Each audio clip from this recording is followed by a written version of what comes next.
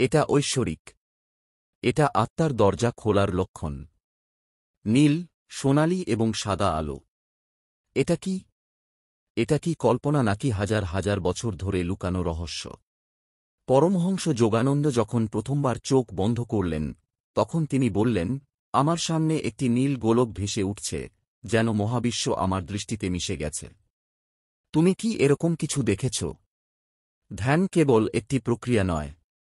ধ্যান একটি দরজা, এবং যখন একজন সাধক সেই দরজা দিয়ে প্রবেশ করে, তখন প্রথমে যে জিনিসটি দেখা যায় তা হল আলো। কেউ বলে এটি নীল, কেউ বলে এটি সোনার মতো উজ্জ্বল ছিল, এবং কেউ বলে আমি একটি সাদা আলোতে হারিয়ে গিয়েছিলাম এবং আমার অহংকার সেখানেই শেষ হয়ে গিয়েছিল। এই আলো কোথা থেকে আসে? এটা কি আত্মার আলো নাকি মহাজাগতিক শক্তির কম্পন? এই প্রশ্নের উত্তর খুঁজতে হলে আমাদের নামতে হবে। আমাদের অজ্ঞান চক্রের গভীরে এই যাত্রা একজন সাধারণ মানুষকে একজন ঐশ্বরিক আত্মায় রূপান্তরিত করতে পারে। কিন্তু এই যাত্রা কেবল জ্ঞান দিয়েই ঘটে না, এটি অভিজ্ঞতা দিয়েই ঘটে। আজ থেকে আমরা এমন একটি যাত্রায় যাব যেখানে প্রতিটি অংশে আমরা ধ্যানের মাধ্যমে দেখা যাওয়া আলোর রহস্য বুঝতে পারব, এবং সেই আলোই তোমার আত্মার কণ্ঠস্বর। তাই প্রস্তুত হও। চোখ খুলতে নয়, ভেতরে তাকাতে হবে, কারণ এই যাত্রা বাইরের নয়, তোমার ভেতরে, এবং যখন তুমি ভেতরে তাকাতে শুরু করবে, তখন প্রথমবারের মতো তোমার মনোযোগ সেই বিন্দুতে চলে যাবে যাকে যোগের ভাষায় অজ্ঞাচক্র বলা হয়। এটি কোন কাল্পনিক স্থান নয়। এটি তোমার দুই চোখের মাঝখানে একটু উপরে অবস্থিত স্থান যেখানে আত্মা এবং চেতনা মিলিত হয়। শতাব্দীর পর শতাব্দী ধরে সাধকরা এই বিন্দুতে মনোনিবেশ করে আসছেন। এটি সেই দরজা যেখান থেকে ঐশ্বরিক দর্শন শুরু হয়। এই জায়গা থেকেই প্রথমবারের মতো নীল, সোনালি বা সাদা আলো দেখা যায়। তবে এটা জেনে রাখা গুরুত্বপূর্ণ যে অজ্ঞাচক্র কেবল একটি শক্তিকেন্দ্র নয়। এটি তোমার ভেতরে লুকিয়ে থাকা মহাজাগতিক চোখের কেন্দ্র। একে তৃতীয় চোখ বলা হয়। যতক্ষণ এই তৃতীয় চোখ বন্ধ থাকে, ততক্ষণ তোমার অভিজ্ঞতা বাইরেই থাকে। রূপ, রং, রূপ, রিস্তা, কিন্তু যখন এই চোখ খোলে, তখন প্রথমবারের মতো তুমি এমন জগৎ দেখতে পাও যা শব্দের বাইরে। পরমহংস যোগানন্দ লিখেছেন যে, যখন একজন সাধক অজ্ঞান চক্রের উপর ধ্যান করেন, তখন তিনি প্রথমে একটি নীল বৃত্তাকার আলো দেখতে পান যার মাঝখানে একটি সাদা তারা জ্বলছে। এটি কি ঐশ্বরিক লক্ষণ নাকি কেবল একটি মানসিক ভ্রম? এর উত্তর অভিজ্ঞতার মধ্যে নিহিত। অজ্ঞান চক্র হল কেন্দ্রীয় বিন্দু যেখানে শরীরের সমস্ত শক্তি কেন্দ্রীভূত করা যেতে পারে। যখন শ্বাস, ধ্যান এবং চেতনা একই সাথে এই বিন্দুতে স্থির থাকে, তখন সেই বিন্দু আলোতে পরিণত হয়, এবং এটি কোনো সাধারণ আলো নয়। এটি সেই একই আলো যাকে সুফি সাতকরা নূর বলে, যাকে আশি মুনি তেজবিতা বলে, এবং যাকে মসীহ বলা হয়। ঈশ্বরের রাজ্য আপনার মধ্যেই রয়েছে। যখন আপনি সম্পূর্ণ বিশ্বাস এবং নীরবতার সাথে অজ্ঞান চক্রের উপর ধ্যান করেন, তখন সেই বিন্দু আপনাকে একটি নতুন দৃষ্টি দিতে শুরু করে। আপনি এমন কিছু দেখতে পান যা সাধারণ চোখ কখনো দেখতে পারে না। এই দৃষ্টি বাইরে যায় না, এটি ভিতরে নেমে আসে এবং এখান থেকে শুরু হয়। জ্যোতি দর্শনের প্রথম অভিজ্ঞতা যখন নীল আলো দেখা দেয়, তখন সাধক হতবাক হয়ে যায়, কারণ সেই আলো কোনো বাল্ব থেকে আসে না বা এটি চোখের ভ্রম নয়। এটি এত গভীর এবং এত আকর্ষণীয় যে সাধক এতে হারিয়ে যায়। পরমহংস যোগানন্দ বলেছিলেন যে নীল আলো আমার ভেতরে ছিল, কিন্তু আমি এটাকে বাইরের মতো দেখছিলাম। এই বিরোধিতাই এর রহস্য, কারণ এটি বাইরে নয় কিন্তু তবুও এটি দৃশ্যমান। এই নীল রঙটি সর্বদা আধ্যাত্মিকতায় গভীরতা, অসীমতা এবং বিশুদ্ধতার প্রতীক। এটি আকাশের রং। এটি একই রং যা কৃষ্ণের শরীরের রং বলে বলা হয়।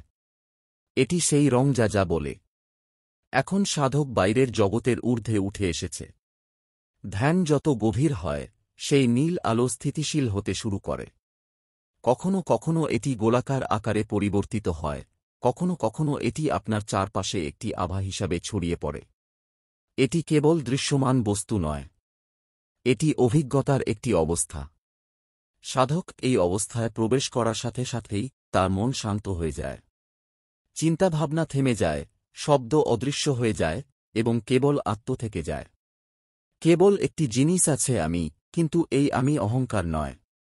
এটি অস্তিত্বের বিশুদ্ধ চেতনা। সেই নীল আলো এমন একটি দরজা যার বাইরে চেতনার উচ্চ স্তর অবস্থিত। কিছু সাধক এমনকি ভয় পান, কারণ যখন এই আলো সামনে আসে তখন অহং কাঁপতে শুরু করে। যা মিথ্যা তা দোলা দেয়, যা সত্য তা স্থিতিশীল হয়ে ওঠে। এবং মনে রাখবেন, এই নীল আলো কেবল একটি গন্তব্য নয়, এটি কেবল শুরু। যখন আপনি এই আলোতে ডুবে যান, তখন এটি ধীরে ধীরে তার কেন্দ্র খুলে যায় এবং সেই কেন্দ্রে প্রকাশিত হয় একটি নক্ষত্র, একটি ছোট কিন্তু খুব উজ্জ্বল আলো যার কোন শুরু নেই, কোনো শেষ নেই। পরমহংস যোগানন্দ এটিকে বলেছিলেন। খ্রিস্ট আলো বুদ্ধ এটিকে বলেছিলেন। ধম্মচাক্ষু এবং ভারতীয় যোগ ঐতিহ্যে এটিকে সেই বিন্দু বলা হয় যেখানে সমগ্র মহাবিশ্ব কেন্দ্রীভূত, এবং এই বিন্দুতে পৌঁছানোর প্রথম ধাপ হল নীল আলোর কাছে সম্পূর্ণ আত্মসমর্পণ। এই আত্মসমর্পণ আপনাকে সেই দরজায় নিয়ে যাবে যেখানে আমি অদৃশ্য হয়ে যাব এবং কেবল আলোই থাকবে।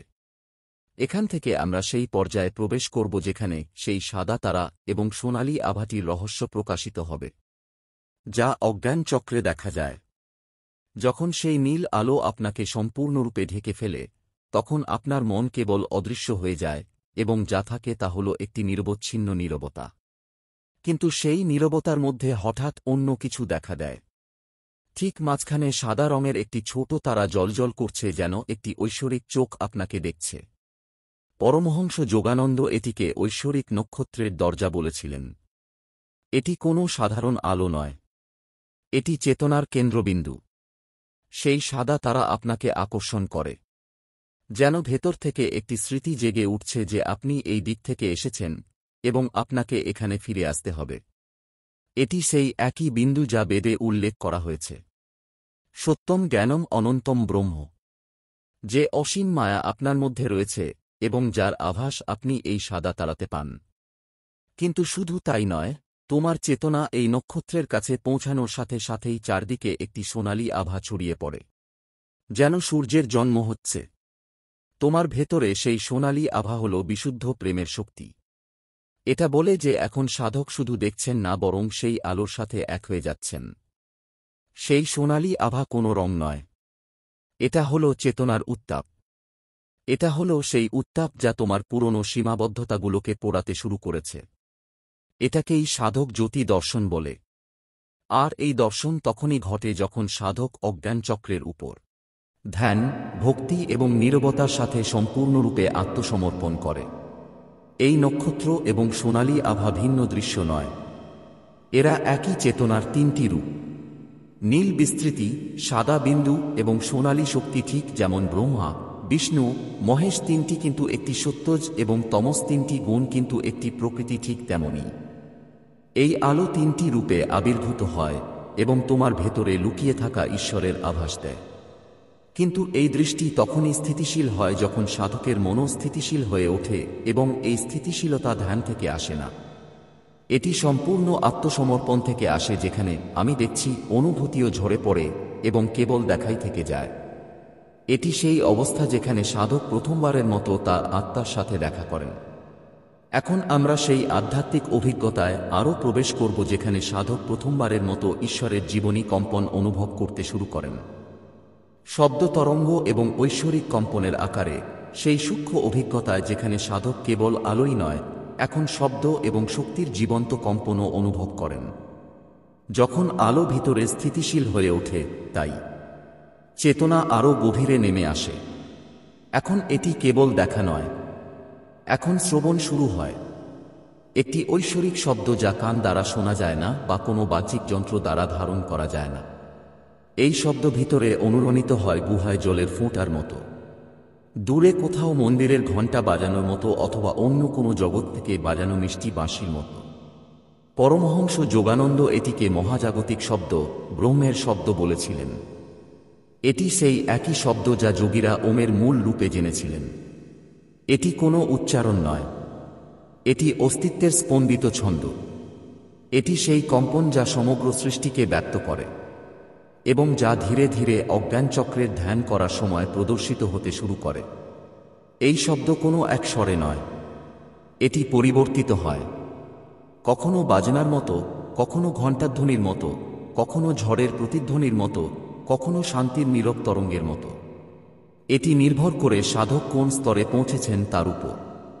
ধ্যান গভীর হওয়ার সাথে সাথে শব্দ বাইরে থেকে আসতে শুরু করে। আর এমন একটা সময় আসে যখন এটি তোমার নিঃশ্বাসের, তোমার হৃদস্পন্দনের, তোমার সত্তার মূল অংশ হয়ে ওঠে। তুমি আর শোনো না, তুমি শব্দে পরিণত হও। আর এটাই হলো যোগানন্দ যাকে ঐশ্বরিক প্রবাহ বলেছিলেন তার সূচনা।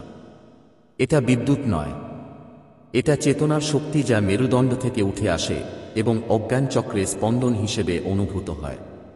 কিছু ধ্যানকারী আলোর তরঙ্গের মাধ্যমে এটি অনুভব করে। কেউ কেউ এটিকে একটি কম্পন বা স্পন্দন হিসেবে চিহ্নিত করে এবং কেউ কেউ একটি অনুরণিত নীরবতা হিসেবে। এটি সেই পর্যায় যেখানে ধ্যানকারী বুঝতে শুরু করে ঈশ্বর একজন ব্যক্তি নন, বরং একটি স্পন্দন, একটি সচেতন প্রবাহ, একটি কম্পন আছে যা ক্রমাগত থাকে, যা কেবল অনুভব করা যায়। এবং যখন এই কম্পন পূর্ণতা স্পর্শ করে তখন সাধক এমন একটি অবস্থায় পৌঁছায় যেখানে সে নিজেকে দেহের বাইরে, মনের বাইরে এবং নাম ও রূপের বাইরে অনুভব করে। সেখান থেকে আত্মার নতুন যাত্রা শুরু হয়। এখন সাধক সেই মুহূর্তে প্রবেশ করে যেখানে সে কেবল দেখে এবং শোনে না, বরং পূর্ণতা লাভ করতে শুরু করে। সে এখন নিজের মধ্যে সেই চেতনা অনুভব করে যা সীমানা দ্বারা আবদ্ধ নয়, নামে বা আকারেও নয়। আমি দেহ নই, আমি মন নই, আমি চিন্তা নই, আমি সময় নই, আমি সেই যা এই সকলের বাইরে। এই অবস্থা যেখানে সাধক নিজেকে মহাবিশ্বের সাথে সংযুক্ত দেখতে পান তাকে বলা হয় মহাজাগতিক চেতনার স্পর্শ। এটি কোনো কল্পনা নয়, এটি কোন ধারণা নয়, এটি একটি জীবন্ত অভিজ্ঞতা যেখানে সাধক অনুভব করেন যেন তিনি প্রতিটি গাছের মধ্যে আছেন, প্রতিটি পাথরে, প্রতিটি উড়ন্ত পাখিতে, প্রতিটি শব্দে, প্রতিটি নীরবতায়। তিনি নিজেকে কোনো একটি দেহে আবদ্ধ দেখতে পান না, বরং তিনি অনুভব করেন যেন সমগ্র মহাবিশ্ব তার দেহে পরিণত হয়েছে। এবং তারপর যা আগে ছিল আমরা হয়ে যাই, এবং তারপর আমরাও অদৃশ্য হয়ে যায় এবং কেবল একজনই থেকে যায়, সেই এক যা বিশুদ্ধ চেতনা, সেই এক যা অজ্ঞাচক্রের শেষ দরজা। কিন্তু এই দরজা কেবল দেখেই খোলে না, এটি কেবল শ্রবণ দ্বারা খোলে না, এটি কেবল জ্ঞান দ্বারাও খোলে না, এটি কেবল সম্পূর্ণ আত্মসমর্পণ দ্বারা খোলে। যখন আপনি স্বীকার করেন যে আমি কিছুই জানি না, যখন আপনি জানার দাবি করে এমন অহংকারকে ত্যাগ করেন, তখন এই দরজাটি স্বয়ংক্রিয়ভাবে খুলে যায়। এবং যখন এটি খোলে তখন আপনি দেখতে পান যে বাইরে যা ছিল তা ভিতরে ছিল। আপনি যা খুঁজছিলেন তা আপনিই ছিলেন। এটি কোনো সাধারণ অবস্থা নয়, এটি সমাধির সেই স্তর যাকে যোগানন্দ অতিচেতন অবস্থা বলেছেন। এটি সেই বিন্দু যেখানে সাধক কেবল একজন ভক্ত নন, বরং তিনি নিজেই ভক্তির উৎস হয়ে ওঠেন। এখন তিনি কেবল প্রেম করেন না, তিনি প্রেমে পরিণত হন। এখন তিনি কেবল ধ্যান করেন না, তিনি ধ্যানে পরিণত হন। এখন তিনি কেবল ঈশ্বরকে দেখেন না, তিনি নিজের মধ্যে ঈশ্বরকে অনুভব করেন। এবং এখন আমরা সেই গভীরতায় যাব যেখানে সাধক সমাধির প্রথম আভাস অনুভব করেন, যেখানে অস্তিত্ব এবং আত্মার মধ্যেকার পর্দা ঝাপসা হয়ে যায় এবং পরম শান্তির প্রথম নিঃশ্বাস ভেতরে নেমে আসে। এটি এমন একটি নিঃশ্বাস নয় যা নাক দিয়ে ভেতরে যায় এবং বেরিয়ে যায়। এটি এমন একটি নিঃশ্বাস যা আত্মার মধ্যে মিশে যায় এবং আপনি এমনকি ভুলে যান যে আপনি শ্বাস নিচ্ছেন। এখন সাধক সেই সীমানায় দাঁড়িয়ে আছেন যেখানে মন এবং আত্মার মধ্যেকার প্রাচীর ধীরে ধীরে গলে যেতে শুরু করে, যেখানে প্রতি মুহূর্তে স্রোতের মতো প্রবাহিত চিন্তাভাবনাগুলি এখন নীরব হয়ে যায়, হ্রদের জলের মতো সম্পূর্ণ স্থির হয়ে গেছে। এখন কোনো উত্থান নেই, পতন নেই, কোনো নড়াচড়া নেই, কেবল নীরবতা রয়েছে এবং সেই নীরবতার মধ্যে একটি নতুন পৃথিবীর আভাস রয়েছে। এটি সেই আভাস যা যোগানন্দ সমাধির প্রথম পর্যায়ে বলেছিলেন। এই অবস্থাটি সাধককে বলে যে চেতনা সীমাবদ্ধ নয়, এটি শরীরের সীমানার বাইরে একটি খোলা আকাশ। এবং যখন এই প্রথম আভাস পাওয়া যায় তখন ভিতরে একটি কম্পন জাগে, ভয় বা আনন্দের নয়, বরং একটি অসীম উপস্থিতির। এই অবস্থায় আপনার শরীর আপনার কাছে বিজাতীয় বোধ করে, যেন সেখানে অন্য কেউ বসে আছে, কিন্তু আপনি তিনি নন। আপনি তাকে বাইরে থেকে দেখছেন। চোখ ছাড়া তুমি তাকে অনুভব করছো, স্পর্শ ছাড়া তুমি এমন এক পর্যায়ে পৌঁছেছ যেখানে দ্রষ্টা এবং দৃশ্য এক হয়ে গেছে। যেখানে অভিজ্ঞতা আর আলাদা থাকে না। এবং এই সব কিছুই অজ্ঞান চক্র থেকে শুরু হয়। কারণ অজ্ঞান চক্র হল সেই সেতু যা তোমাকে দেহ থেকে অতিচেতন অবস্থায় নিয়ে যায়। কিন্তু এই সেতুটি শব্দ দিয়ে তৈরি নয়, এটি কেবল অভিজ্ঞতা দিয়ে তৈরি। প্রতিটি ধ্যান, প্রতিটি নীরবতা, একাগ্রতার প্রতিটি মুহূর্ত এই সেতুটিকে একের পর এক ইটের মতো তৈরি করে। এবং যখন সেই সেতুটি সম্পূর্ণ হয়, তখন তুমি পার হয়ে যাও এবং অন্যদিকে কোন আমি থাকে না। কেবল একটি আলো থাকে, একটি আলো যার মধ্যে সবকিছু শোষিত হয়। এই অভিজ্ঞতা কয়েক মুহূর্তের, কিন্তু সেই মুহূর্তটি নিজেই জীবনের কেন্দ্রবিন্দুতে পরিণত হয়। এখন যে ফিরে আসে সে সেই ব্যক্তি নয় যে চলে গিয়েছিল, কারণ এখন সে জানে জীবন কেবল নিঃশ্বাসের নাম নয়, নাম এবং রূপের নাম নয়, বরং এটি একটি ঐশ্বরিক খেলা যার কেন্দ্রবিন্দু আমি নয় বরং ঈশ্বর। এখন আমরা সেই অবস্থার গভীরে যাব যেখানে সমাধি কেবল একটি অভিজ্ঞতা নয় বরং স্থায়ী চেতনার অবস্থা হয়ে ওঠে, যেখান থেকে কোনো প্রত্যাবর্তন নেই বরং জীবনের একটি নতুন দিক শুরু হয়। এবং এই নতুন দিকটি কোন ভৌগোলিক দিক নয়, এটি একটি অভ্যন্তরীণ দিক, এমন একটি পথ যা কোনো মানচিত্রে পাওয়া যায় না, যা কেবল আত্মার স্পন্দনে লেখা থাকে। এখন সাধক সেই অবস্থায় থাকে যেখানে জীবন এবং মৃত্যু একই বলে মনে হয়। সে কোনো কিছুকে ভয় পায় না বা তার কোনো কিছুর জন্য কোনো আকাঙ্ক্ষা থাকে না। সে কেবল বর্তমানের মধ্যেই বাস করে, সম্পূর্ণরূপে সম্পূর্ণ সচেতন হয়ে। এখন প্রতিটি নিঃশ্বাস, প্রতিটি দৃশ্য, প্রতিটি নীরবতা ধ্যানে পরিণত হয়েছে। সাধক যখন সমাধির স্থিতিশীল অবস্থায় প্রবেশ করে, তখন এটি আর কোনো অলৌকিক ঘটনা থাকে না, এটি তার স্বভাব হয়ে ওঠে।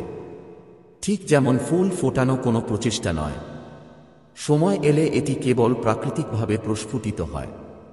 একইভাবে ধ্যান আর কোনো প্রচেষ্টা নয়, এটি তার স্বভাব হয়ে উঠেছে। এটি সেই একই অবস্থা যা যোগানন্দ ধ্রুবক সচেতনতার মাধ্যমে ঈশ্বর মিলন বলেছিলেন। এখন সাধক বাইরে কোথাও ঈশ্বরের সন্ধান করেন না। তিনি জানতে পেরেছেন যে ঈশ্বর সর্বত্র আছেন, কিন্তু সর্বপ্রথম নিজের মধ্যে। এবং যখন এই অভ্যন্তরীণ দৃষ্টি স্থায়ী হয়ে ওঠে, তখন সাধকের ভিতরে একটি আলো জ্বলে ওঠে যা কখনো নিভে যায় না। এখন সে তার চিন্তাভাবনায় বিভ্রান্ত হয় না, আবেগের সাথে লড়াইও করে না। সে সেগুলো পর্যবেক্ষণ করে, যেমন কেউ চুপচাপ নদীর প্রবাহ পর্যবেক্ষণ করে, তাতে ডুবে না থেকে, তেমনি সে মনের প্রতিটি তরঙ্গ প্রত্যক্ষ করে, আকর্ষণ ছাড়াই, বিচ্ছিন্নতা ছাড়াই। এবং এই প্রত্যক্ষ মনোভাবই সমাধির মূল। যেমন একজন মহাকাশচারী বাইরে থেকে পৃথিবী দেখে এবং জানে যে দেশ, সীমানা, বর্ণ সবকিছুই একটি মায়া। একইভাবে ধ্যানের পথিক বাইরে থেকে তার মন এবং শরীর দেখে এবং জানে যে আমি এই সমস্ত কিছুর অনেক ঊর্ধ্বে। এখন জীবন তার জন্য সংগ্রাম নয়, এটি একটি লীলা। এখন সে কোনো কিছু ধরে রাখতে চায় না, বরং সবকিছুকে প্রবাহিত হতে দেয়। এবং এই প্রবাহে তার কোন ভয় নেই, কোন উদ্বেগ নেই, কারণ সে এখন আত্মার গভীরে লুকিয়ে থাকা অমৃতের স্বাদ গ্রহণ করেছে এবং যা জাগ্রত অজ্ঞান চক্র প্রকাশ করেছে। এবং এখন আমরা সেই অন্তরতম রহস্যে প্রবেশ করব যেখানে সাধকের চেতনা সম্পূর্ণরূপে ব্রহ্মের সাথে মিশে যায়, যেখানে আলো বা অন্ধকার কিছুই থাকে না, কেবল অস্তিত্বের শব্দহীন শব্দ। এটি এমন একটি অবস্থা যেখানে সাধক নিজেকে কোনো রূপে দেখতে পান না, তিনি কেবল সেই অস্তিত্ব দেখতে পান যা কোনো নাম, রূপ বা আকৃতির বাইরে। এখন তিনি জানেন যে তিনি কোনো ব্যক্তি নন বরং করুণার প্রবাহ। তিনি একটি তরঙ্গ নন বরং একটি সমুদ্র। এই অবস্থা সাধককে বলে যে যা দৃশ্যমান তা কেবল একটি ছায়া, একটি মায়া, একটি দৃশ্য। আপনি যে খেলাটিকে নিজেকে মনে করেন, শরীর কেবল একটি অস্থায়ী রূপ যা পরিবর্তিত হতে এসেছে।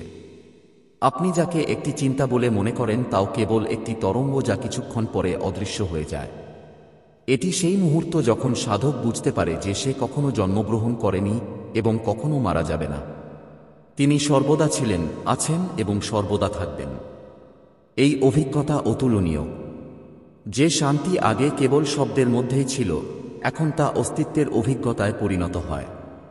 সমাধির এই চূড়ান্ত পর্যায়ে সাধককে অনুভব করায় যে তিনি হলেন স্থান যা সময়ের বাইরে, যা অস্তিত্ব এবং শূন্যতার মধ্যে ভারসাম্য বজায় রাখে। সে বুঝতে পারে যে সে নির্বিকল্প, সময়ের দ্বারা আবদ্ধ নয়, স্থান দ্বারা আবদ্ধ নয়, সে কেবল সচেতনভাবে সবকিছুতে নিমগ্ন। এখন সে সবকিছু দেখে, সে প্রতিটি শব্দ শোনে, প্রতিটি চিন্তা অনুভব করে, কিন্তু সে তাদের থেকে পৃথক। সে একজন সাক্ষী হয়ে ওঠে, অংশগ্রহণকারী নয়। এই মুহূর্তটি যেখানে সবকিছু বোঝা যায়, কিন্তু বোঝার কোনো চেষ্টা করা হয় না। সাধক এখন দেখতে পান যে এটি যা ছিল, যা হওয়ার অভিজ্ঞতা হয়েছিল, তা কেবল একটি স্বপ্ন ছিল। এখন কোনো ভয় নেই, কোনো দ্বিধা নেই। তিনি আত্মার সাথে সম্পূর্ণরূপে মিশে যান, আত্মাকে উপলব্ধি করেন। এই পর্যায়টি নির্বাণকে প্রতিনিধিত্ব করে, যেখানে আত্মা পরমেশ্বরের সাথে সম্পূর্ণরূপে এক হয়ে যায়। এটিই চূড়ান্ত ধ্যান, যেখানে সাধক কেবল তার ভিতরে থাকা ব্রহ্মকেই অনুভব করেন। এখন আমরা সেই চূড়ান্ত পর্যায়ে যাব, যেখানে সাধক আধ্যাত্মিক মুক্তি লাভ করে এবং জীবন ও মৃত্যুর এই চক্র থেকে মুক্ত হয়। এটিই সেই চূড়ান্ত পর্যায় যেখানে সাধকের গভীর উপলব্ধি হয় যে তার অভিজ্ঞতার সবকিছুই কেবল একটি আধ্যাত্মিক ভ্রম ছিল। তিনি জগৎ, তার দেহ, তার চিন্তাভাবনাকে কোনো অদৃশ্য পর্দার আড়ালে দেখেছিলেন, কিন্তু এখন সেই পর্দা উঠে গেছে। এখন তিনি জানেন যে আত্মাই ঈশ্বর, এবং দুটি কখনো আলাদা ছিল না। এই অবস্থাকে যোগানন্দ নির্বিকল্প সমাধি বলেছিলেন। এই অবস্থায় সাধক ব্রহ্মের সাথে সম্পূর্ণরূপে এক। এখন কোনো সাধনা নেই, আত্মোপলব্ধির কোনো প্রচেষ্টা নেই। সাধক আত্মসাক্ষী হয়ে ওঠে। সে কিছুই করে না বা কিছু হওয়ার অনুভূতিও পায় না। সে কেবল সম্পূর্ণ সচেতনভাবে সাক্ষী। সে বুঝতে পারে যে সে তার দেহ, তার চিন্তাভাবনা বা সময়ের দ্বারা আবদ্ধ নয়। সে অমর। সে কখনো জন্মগ্রহণ করেনি এবং কখনো মরবে না। সে নিজেই ব্রহ্ম, যিনি সর্বদা ছিলেন এবং সর্বদা থাকবেন। এখন সাধক আত্মার এই অনন্য অভিজ্ঞতায় সম্পূর্ণরূপে নিমগ্ন, যেখানে কোনো পার্থক্য নেই এবং অস্তিত্বের কোনো পৃথক রূপ নেই।